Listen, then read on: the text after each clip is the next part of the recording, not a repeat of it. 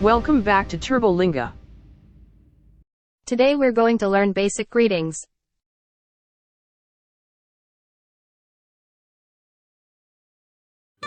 Guten Tag, wie geht es dir heute? Hi, how are you today? Mir geht es gut, und dir? I'm doing well. How about you? Mir geht es gut, aber ich war sehr beschäftigt. I am good. But I've been very busy. Ich habe dich eine Weile nicht gesehen. I haven't seen you for a while.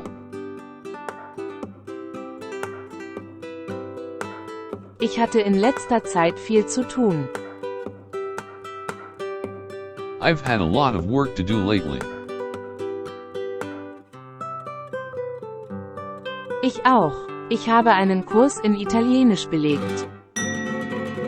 Me too. I've been taking a course in Italian. Wir sollten irgendwann einen Kaffee trinken. We should have coffee sometime. Das wäre schön, das würde mir gefallen. That would be nice. I'd enjoy that. Hört sich gut an, das machen wir nächste Woche. Sounds good. Let's do that next week. Ich rufe Sie an, um einen Termin zu vereinbaren. I'll call you to set up a time. Hier kommt meine Cousine Sarah. Here comes my cousin Sarah. Hast du sie schon einmal getroffen? Have you met her before? Nein, ich glaube nicht, dass ich Sarah getroffen habe. No, I don't think I've met Sarah. Ich möchte sie Ihnen vorstellen. Let me introduce you to her.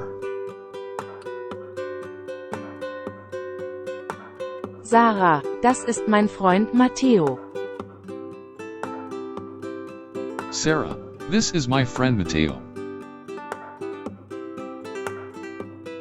Schön, Sie kennenzulernen. It's nice to meet you.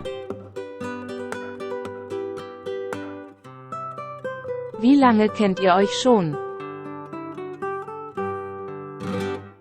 How long have you known each other? Wir sind seit vielen Jahren befreundet. We've been friends for many years. Wir gingen zusammen zur Schule. We used to go to school together. Du solltest nächste Woche zum Kaffeetrinken bei uns vorbeikommen. You should join us for coffee next week. Ausgezeichnet, aber ich muss jetzt gehen. Excellent, but I've got to go now. Auf Wiedersehen. Goodbye.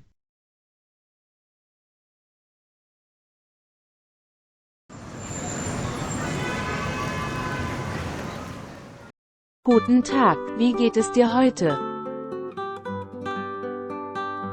Hi, how are you today? Mir geht es gut, und dir? I'm doing well. How about you? Mir geht es gut, aber ich war sehr beschäftigt. I am good. but I've been very busy. Ich habe dich eine Weile nicht gesehen. I haven't seen you for a while.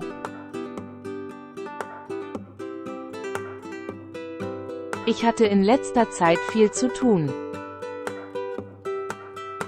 I've had a lot of work to do lately. Ich auch. Ich habe einen Kurs in Italienisch belegt. Me too. I've been taking a course in Italian.